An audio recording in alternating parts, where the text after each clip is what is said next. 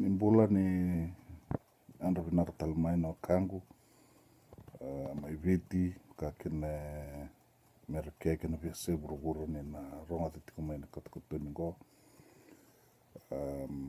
ando pinatakan tengo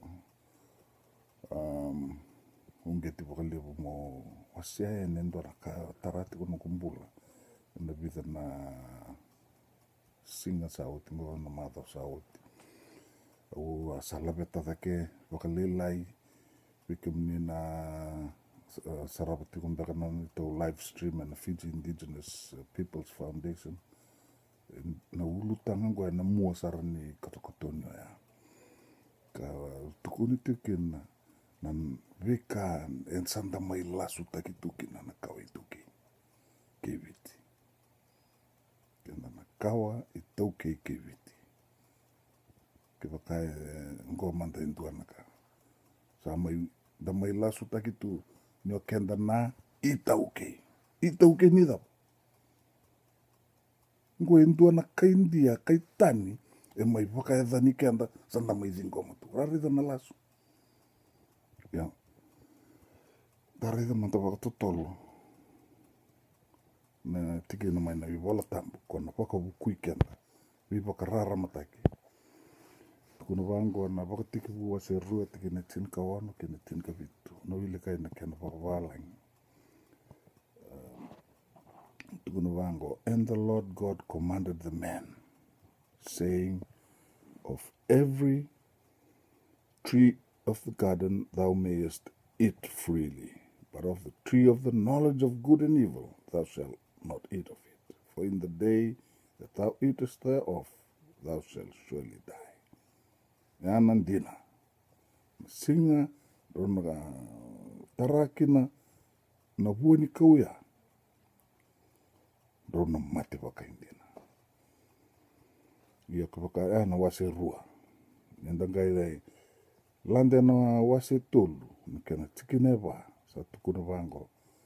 And the serpent na ngatalevu said unto the woman, you shall not surely die.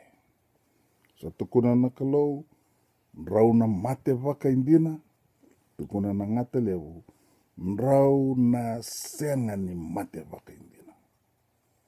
Ko embita ngeloma ya na vosa na senga. Bisa utaka vakando vakatombo idhu takasaranga. Na veka rokila baleta na wuni kauya na ivike atama. Ya na lasu na iteki wuni lasu lebu dhaka mai na were oiteni. Ia au kotelisto mingo wana lasu lebu sa mai dhaka tiko viketa na kaiViti ena ngona sarangango. Niundo wilika ne vola tambo undo via kuta vola kasaranga mai me thaba na kene mbale ndina viau. Yango na kene mbale ndina viau. Au varonga tiko na lomni mother sauti. Na la indolava na parliamenti na session sala ya tingo na turanga na presidenti. Turani vei turani rotuma. Na parliamenti ni viti. Fijian Parliament. Adi sotira lewe na rakainjia vata na kaiViti. All Fijians. Gona katu kuna na turanga presidenti. Ka vola tuku takitu ni reida na Fiji Times, Fiji Sun, viso na vunwa. Tukina na itukutungo. The president says, although it might be tempting on the eve of the elections, hatukuna chuko kwa mbaleta na vending sana paru vakatingo en ambakivo. They will be tested not to descend to ethnic profiling, race baiting, and lies. Not to descend to ethnic profiling. Senga merakakua ni kota zake maina vika mbaleta na ndui kai. Kina lasu. Vika e viva kadhani na mali oni di kawa tamata era tiko iviti. Tiko na tingon presidenti. O ira na mata era na laivuna uavo kina vi korkoro vi sai viti. Ngona ka era na testa gigina. Nera kakua ni kuta thaka mai ndona kambaleta na ndona kautamata. Iyo na lawa tukuni tiku mai o kemuni na kautamata ngo sa teria muni na Fijian sa muni na Itauke. Ya na bostu kambaleta na kautamata. O kimami na Indian sa singmi kimami na Indian na kimami na Fijian. O kimami bate kemuni na Itauke. Ya wase rua cukup mandanga na Fijian, cukup na Itauke ngai cukup na Indian, sa se tereda na Indian. Angkai cukup ira na ada sungor to na rtuma. Ira na papalangi. Tuko no Conrad ya. Vakurian tikina tu wango. Conrad says election must be contested over policies, not ethnicity, religion, or geography. Me wala me punau takinga na vika baleta na dava ndo na dakawa. Me baleta baleti kenda keda na kaiViti. All Fijians. Taka kuriko ma ndo na kambaleta nga ndo nga na kautamata.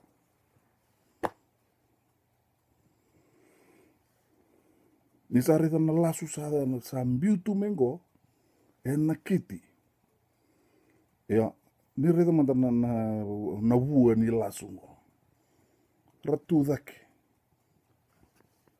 Sarangai vosa in response to the presidential address. Kanga suronga da viko ira manda usaronga da ni ratudaki. Sara vakadodonutaki keda nga na vosa ni konatura na presidente. Via undo na Lasu lebu ya. Beta na kango una tarong. Na nungu rongo da natiki nango. O sanga ni ndona ka mo vakadodonutaki na presidente ngo. Sanda sabu na nona noble address, the noble address of the president. And noble maybe ndona ka sa vakuai kina ndona ka tomato kena sarana Itauke ni vanua kaiViti. Na terkila ike na dodonu. Sa sinra liuliu tukuna na matani tungo butura kikenda songu chukuna kauteke. Bata kautukuna usa vakadala no ka tukuna president. Usa vorroka tiko na lawa ni matani tu. Everyone is a Fijian. Na Lasu and mai Lasu takitikina. Kaya kahenda sanga ni vakabukui and na vola ni Kalou, na vosa ni Kalou. And na liuliu tiko kathingo matinga na Lasu. Ira na tukandara sanga ni kanya na baba ni Thomas Baker. Hea na Lasu rame dhakava wira na kaivala ngira sanga nanti tala-tala. Thabara Lasu kina. Belata me rongo-rongo vinakatale na tuku-tuku. Lesu nodra vanua. Nuirango arandau kana tamata tu arandau kana I baba. Ia ni lako ni korakota ni na Lotu. Sa vakarara matakira. Rabuki mai na kana I baba kana tamata. Kina dua na tamata yalo vinakandaki kunya untuk pakanto I buru-buru tau. Lasu. Ya na Lasu. O ira na nondang kasi ara tamata buku. Ra tamata ngarabati ko na Kalou siapa. Nimpera ni reado mai na kaiLotu ya na tinkawalu na rawada. Ya na Lasu. O biavari Politiki.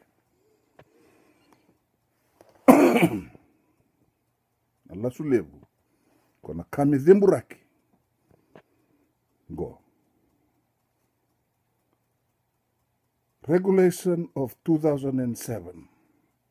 The Fijian Affairs GCC Regulation of 2007. O de vola kayum. Adaba ni nakini regulation go me suspend taki na GCC.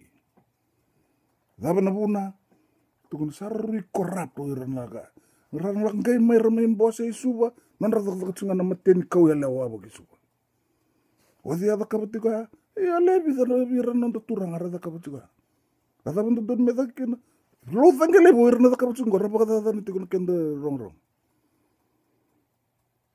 Sayanga kayum. Wengko nan rata kata memboko lebi vakantua na matambos ngo. Ko lebi. Vakalusi labo ni matentu. Amai ko lebi niya. Damai zingo matu na Lasu. Iyo.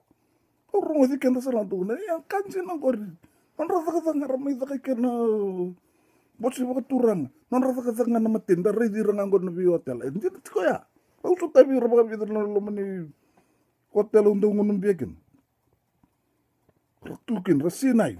Cawa wabu kita irnelo. Ya tapi mereka. Kena nanti nang aku rangan nasa kapu turang. Kau lalu sangkelip. Kamu nisingin mai vaKarisito bina ni turang ni kaiViti. Nilo lebi. Mereka mai oira na mai bose karo soli vaka sama me vakadodonutaki na kaiViti. Tawa kawai tauke ni Vanua viti. GCC Amendment Decree of 2008 to terminate GCC. Duangan nembak tarapa tu rona untuk kawalu sa kaulebi wakan dosarana GCC. 2007 suspend tengah. Lili tu mantan mata mo jengor kaku ni bakin do tale taraba ando do tek saroka ko le bondwa kamu kaiViti sama idingo matu ni na Lasu ya rakau le bisara ngai ni orang bersara balu sinan de lapo Ronando ndol kawalu tale junga Fijian Affairs Provincial Council Amendment Regulation sadam badi mai lasutaki. Daba nek ni dikringo to terminate attendance at provincial councils of educated urban itauke. Wiran to be matambose ni veya sana. Rando lewena so sarambu vaka toka mata ni tu merli vaka sala tiko ya ni nama matambose ni sana. Balatana vika ena kita tiko na mata ni tu. Kasande zaka kakuni rabuku oira na kaiViti.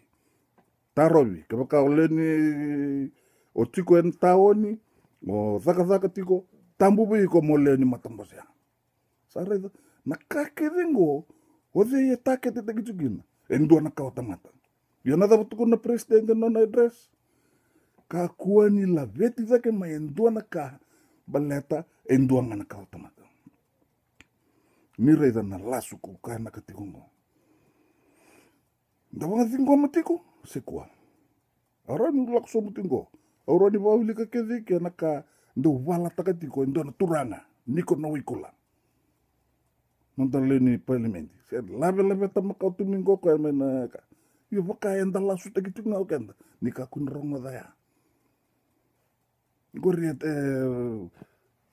wosa tunga vaka lia. Ndi na ni loya sanga ndo na kai kila. Gosa nguna bou sanda tiu kinongo. Reda na Lasu, lako tiko mai vikenda, da mai vakabauta, da mai vakawale tradigino. Endua asa tega bula veta da tiko mai ngona makau sara na vika keda usang givet kun tsukani. Orang ni lako sumutan bat, obia wala kala katamna. Ya do mandike. Gona Lasu, sanda mai Lasu takitigino. Iyo, kebakanda binakata mendan rawani kila ndina. Tali sutal na puna was ni Kalou. Deuteronomy chapter 28. Tuna wango na tikina tinikandua. And it shall come to pass, if thou shalt hearken diligently unto the voice of the Lord thy God. Menta wakarongo the wakapinakasara. Nandomo ni wasa ni Kalou. To observe and to do all his commandments. Menta vakarongoda da dikeva ka vakawa. Tiko ika na vosango to do me vaka sara e me yadhanaka, which I command thee this day, that the Lord thy God will set thee on high above all of the earth. Wakanto wakamuria pinaka na ivuna unikalo. Nangai nona tabio ko ya nangai labeti ke mundo dake. Mundo there da kesar e buru todo. The Lord shall open unto thee good treasures. Sandara itu angko sarmi ko tuchiko nandaya umbula. Tok ngana kangu maimbua sa soli non tongele land bank dotal na Lasu lebu maroro itu ko nom ningele arawele tunga sa soli na lista kinangele wana kechaina arakoto tuko na iya umbula tuko nango the Lord shall open unto thee his good treasures, the heavens to give rain unto thy land in its season. And rabu singa mai nanta Vanua, rabu singa na vuku, rabu singa na kakana, rabu singa na bunga na ka vakaba ke nanta bula vakailavo nanta bula vakaVanua tako lebi ke the weekend. And the Lord shall make thee the head, not the tail. Na Vanua and dodonu me kenda liu tiko, sar mai liu taka weekend na kaindia. Saya tu tuki na kango, sa volai na lawa me zongai kenda, sa butura ki kenda sombu. Saya tu sarang go metu koni, tambu be kemuni muni vala taki kemuni mai.